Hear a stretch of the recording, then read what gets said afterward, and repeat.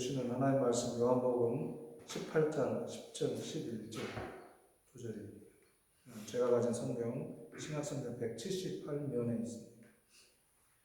요한복음 18장 10절 11절 같이 읽겠습니다. 이에 시몬 베드로가 칼을 가졌는데 그것을 빼어 대제사장의 종을 쳐서 오른편 귀를 베어 버리니 그 종의 이름은 말고라. 예수께서 베드로더러 이르시되 칼을 칼집에 꽂으라. 아버지께서 주신 자는 내가 마시지 아니하겠느냐 하시니라. 아멘. 아침에 집사님이 손가락 메고 오셔서 칼로 그러시는 줄 알고 깜짝 놀랐어요. 오늘 칼 이야기가 나와서 잠깐 우스갯소리했습니다. 오늘 우리에게 주시는 말씀을 통해서 말씀의 제목은 예수님 곁에 있고 싶은 베드로 이렇게 잡아봤습니다. 다른 그 부제로는 베드로에게 이르시되 칼집에 꽂으라 이렇게 말씀하셨잖아요. 그래서 인생의 칼을 칼집에 꽂아라. 나의 인생의 칼을 칼집에 꽂아라 이렇게 말하고 싶어요. 사실 이게 저는 말씀의 핵심. 나의 인생의 칼을 칼집에 꽂아라 이라고 할 수 있겠습니다. 저는 그 한 주간 대화 가운데 마음에 깊은 생각을 하게 했던 그 대화 내용이 있습니다. 같이 일하시는 분이 교회 집사님이신데 교회에 나가는 것이 자신을 숨기고자 하는 마음에서 교회에 가서 기도하고 열심을 품어내고 있는 거 아닌가라는 이야기를 저에게 했습니다. 세상에서는 믿음의 삶을 살지 못하고 교회에 가서 큰 소리로 찬양하며 기도하고 예배를 드리면 마치 자기가 그렇게 산 것냥 그렇게 생각이 들어졌다는 거예요. 그래서 오히려 교회가 자기를 숨기고 있는, 나를 숨기는 장소로 들어가고 있는 거 아닌가라는 그런 고백을 하더라고요. 그래서 저도 좀 생각해 봤어요. 교회를 통해서 나를 숨겨가고 있는 것은 아닌가. 이런 저를 돌아보는 시간이 되었습니다.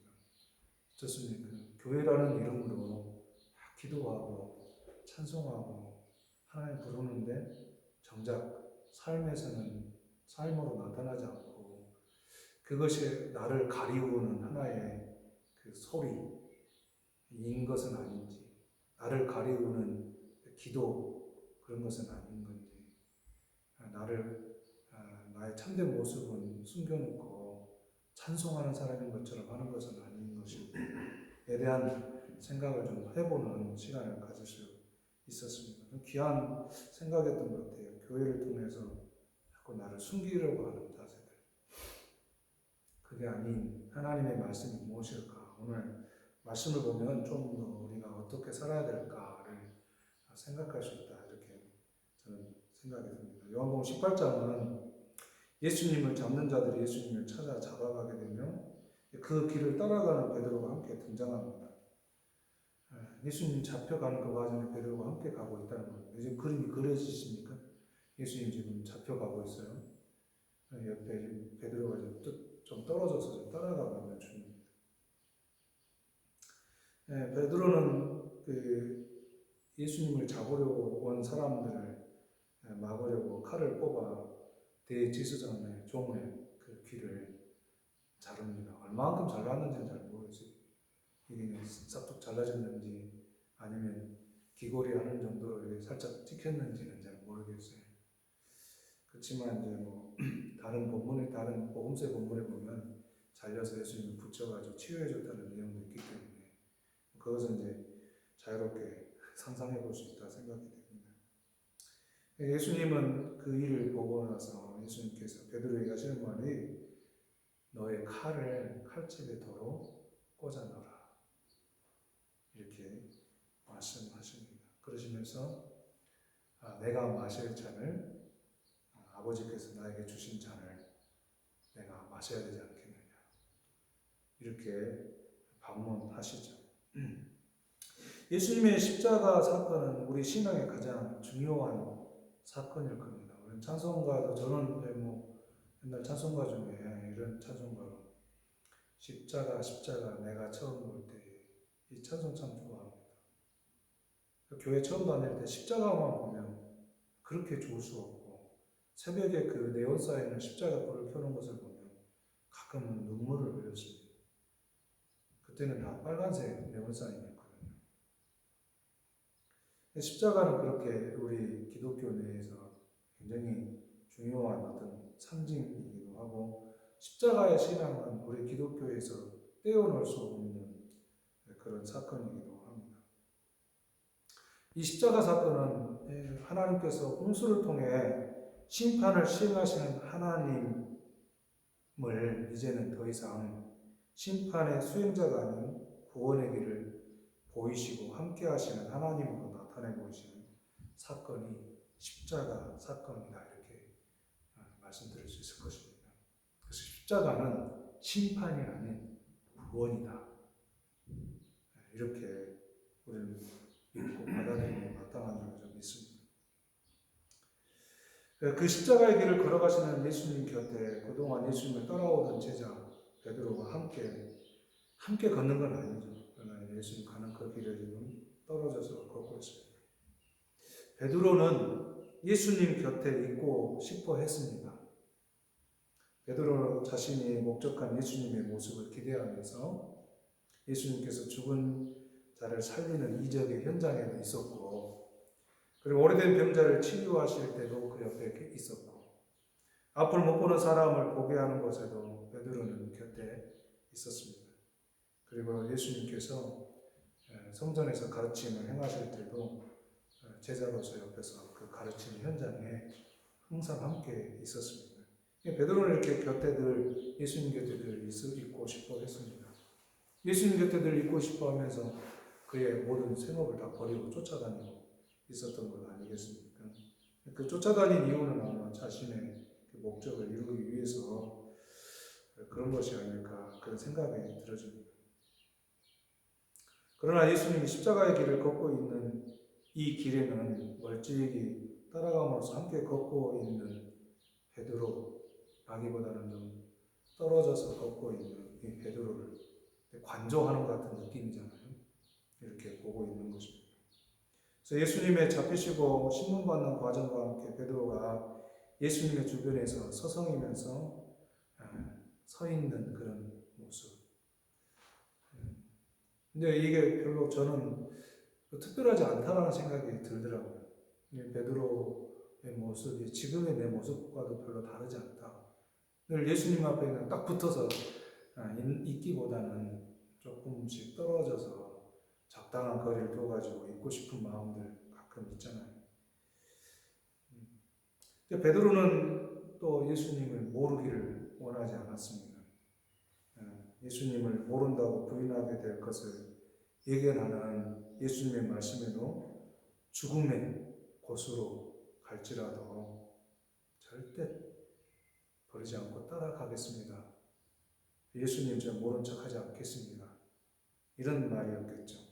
베드로가 이렇게까지 고백하며 예수님 곁에 함께하고 있는 것은 베드로 자신이 기대하고 바라는 것을 예수님을 통해 이룰 수 있다는 확신이 있었기 때문에 그랬을 것이 분명합니다. 예수님이 가셔야 할 길보다는 자신이 기대하는 길을 가시기를 바라는, 베드로 본인이 예수님에게 요구하는 그 길을 예수님이 가시기를 바라는 마음으로 베드로는 예수님 곁에 있기를 원했고 예수님을 모른다고 하시고 싶지 않았다는 것입니다. 베드로는 자신의 목적인 예수님이 잡혀가시는 것을 볼 수 없었죠. 그래서 아까 말씀드린 것처럼 칼을 빼들어서 휘둘렀습니다. 그래서 대제사장의 종이 오른쪽 귀를 쳐서 잘라냈는데, 예수님에 대한 확신이 주는, 이 베드로가 이런 행동을 하게 된 것은 예수님에 대한 확신이 주는 무모함, 무분별함이 무력이라도 사용해서 자신의 목적이 되는 예수님을 지키고 싶은 베드로의 모습을 그려내고 있다. 저는 그렇게 보여집니다.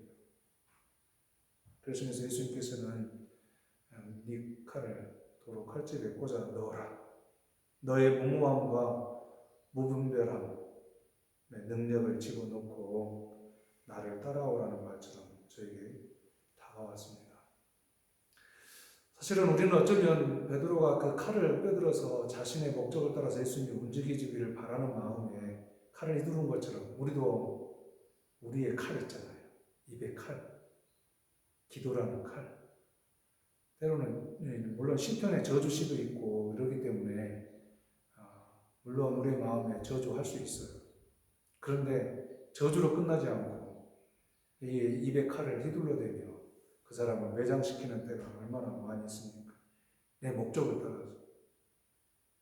예수님을 믿는 사람들이 그렇게 가는 길은 바른 길일까? 예수님은 시몬을 베드로라 이렇게 불렀어요. 베드로라는 말이 우리말로 번역한 반석이라는 말이죠. 반석, 든든함이라는 의미가 아마 거기에 담겨져 있다. 저는 그렇게 보여요. 반석으로 불려진 시몬의 모습은 예수님의 기대와는 다른 모습을 나타내고 있습니다. 예수님이 잡혀 끌려가는 것을 함께 따라가지만 그분의 곁을 지키는 자리는 있을 수 없는 곁에 가고 있습니다. 누군가 그를 아는 척하여 제자 중에 하나가 아닌지를 묻지만 아니라고 부인합니다. 모른다고 하지 않겠다 했던 그가 부인하게 된 거죠. 베드로는 불을 쬐면서 어떤 고민이 있었을까요? 저는 이 베드로의 불 쬐며 고민했을 상황을 좀 생각해 봤어요. 예수님에게서 찾으려고 했고 얻으려고 했던 베드로의 꿈꾸는 세상은 멀찍이서 예수님을 바라보는 것처럼 멀어져 있는 것을 느끼는 시간이 됐을 거라는 생각이 들었어요. 왠지 불을 쬐는 베드로는 길을 잃은 처량한 마음의 소유자가 되어서 불빛에 비쳤을 것을 생각하니 짠하게 그지없었습니다. 저는 이 베드로만 그 설교하다 보면 꼭 나를 보는 것 같아. 참 마음이 안타깝고 힘들기도 합니다. 불빛에 비친 베드로의 모습은 그가 예수님의 제자인 것을 아는 사람들에게 발각됩니다. 하지만 베드로는 여전히 예수님을 모른다고 부인합니다. 어쩌면 베드로는 진짜 예수님을 모르는 사람이 아닐까라는 생각을 저는 해보았습니다. 베드로가 기대하고 바라보는 예수가 아닌 것이 확인되었을 때에 그는 혼란스러웠을 것입니다. 지금까지 내가 알고 바라본 예수가 맞는가? 아마 불을 쬐면서 그런 생각을 했을 거예요. 예수님을 통해서 뭔가 혁명적인 일을 이루고 싶었던 베드로는 내가 그렇게 바라본 예수님이 맞을까? 하는 순간에 어쩌면 자신이 그동안 알았던 예수님과는 전혀 다른 모습으로 비춰진 것에 대해서 예수님을 모르고 있는 베드로로 등장하고 있지 않을까. 자신이 헌신과 열정의 시간을 들였는데 자신이 목적하는 곳이 아닌 다른 곳으로 가시는 예수님을 어쩌면 진짜 알 수 없었다. 이렇게 볼 수 있을 것 같아요. 제자 베드로가 예수님의 죽음의 길을 목도하며 반응하는 모습이 낯설지 않은 것은 나도 베드로와 같이 내가 원하는 예수님의 모습을 그려놓고 나의 모든 열심과 헌신을 바쳤던 것은 아닐까. 물론 내가 바쳤던 헌신과 열정의 삶이 부정될 수는 없습니다. 그런 삶이 나를 만들었기 때문에 그리고 나를 지금까지 예수님 안에 있게 하였기 때문에 나의 열정과 헌신이 부정될 수는 없습니다. 그러나 그 열정과 헌신, 뜨겁게 기도하고 눈물을 흘렸던 그 시간들이 어쩌면 나의 목적을 이루기 위해서 예수님께 소리 지르지 않았나. 청소년의 아이들이 자기가 얻고자 하는 것을 빨리 주지 않으면 유민이는 안 그렇겠지만 가끔 우리 애들은 소리도 지르더라고요. 지금은 안 그래요. 지금은 사춘기를 지나가고 있는 것 같아서 지금은 안 그러는데 마치 그런 사춘기의 아이들처럼 내가 얻고 싶은 것을 얻기 위해서 소리 질러대는 사춘기 아이처럼 나의 큰 기도의 소리가 내가 막 열정을 내고 헌신을 부렸던 그것이 내 목적만을 생각하며 예수님을 따라가는 것은 아닌가라는 생각이 들어서 전혀 베드로의 이런 상황에 낯설지 않더라고요. 제자들은 예수님이 십자가에 죽으시고 부활하심을 보고서야 3일 만에 성전을 다시 세우겠다라는 말이 무슨 말인지를 이해하게 되었고 그 이후로 그들은 바른 삶을 살게 되었다라고 계속 말씀을 드리고 있습니다. 이 말씀은 요한복음 2장 22절에 나옵니다. 그 말은 일찍이 예수님의 제자들에 대해서 요한복음 2장 22절은 나중에서야 애들이 깨달은데 그 깨달은 제자들의 삶이 예수님과 함께 있으면서 어떻게 살았는지를 요한 서신을 받아들게 될 이 공동체에게 말하고 싶은 거예요. 단순히 제자들이 예수님 믿고 그 믿음을 따라서 잘 살았다, 훌륭하게 살았다, 훌륭한 삶을 살아냈다 이렇게 말하고 싶은 게 아니었다는 거예요. 앞에 2장 22절 제자들에게 그렇게 이야기해놓고 그런 나중에서 알게 된 제자들의 삶이 예수님 곁에서 어떻게 살았는가를 보여주잖아요. 우리가 그동안 살폈던 것처럼 예수님의 제자들은 예수님이 가르치는 대로 보여준 대로 살지는 못했어요. 오히려 딴소리하고 자기들의 목적을 이루고 싶어서 좌우편에 앉고 싶어하고 이런 게 제자들의 모습이었잖아요. 예수님은 자신이 새로운 성전이심을 밝혔습니다. 성전이신 예수님은 경배를 받는 자리에 있었던 것은 아닙니다. 우리 착각하지 않아야 됩니다. 우리는 이 구약적인 생각으로 돌아가서 성전 안에 가서 제사하고 경배하는 것처럼 그렇게 예수님은 새로운 성전 시대의 주인이신 예수님이 성전으로서 경배 자리에 계시지 않았다는 것 우리는 새겨야 할 것입니다. 사람들의 열정과 헌신의 결과에 서 있지 않았습니다. 사람들이 막 열정을 부리고 헌신해서 이렇게 되기를 원합니다라고 말할 때 그 자리에 있지는 않으셨어요.